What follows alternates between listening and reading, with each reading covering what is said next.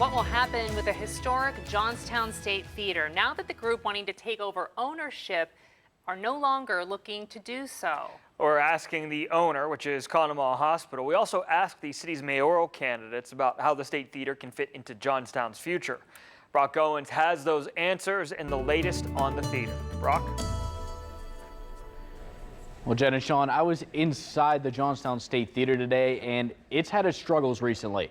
Over the past several years, it's been an up and down ride leading to now, where the future isn't very clear for the historic site.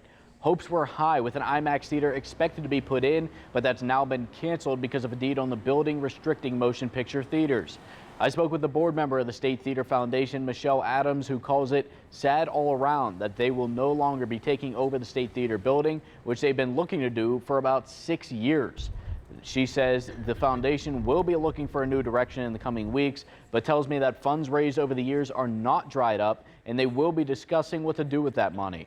Conemaugh Hospital owns the building, and its CEO Rodney Reider says Conemaugh officials were surprised by the State Theater's decision to no longer pursue ownership.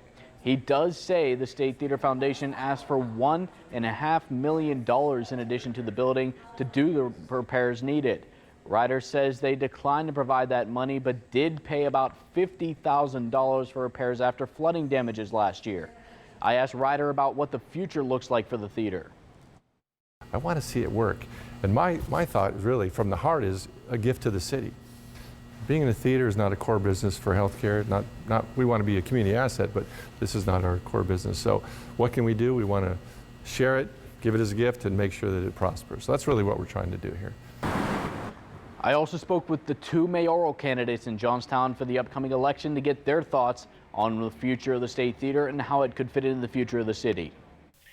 Right now, the loss of the State Theater is a tragedy for our revitalization efforts.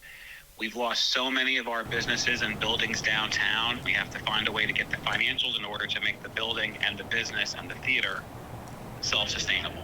Perhaps this is an opportunity to just reassess and reevaluate the whole plan.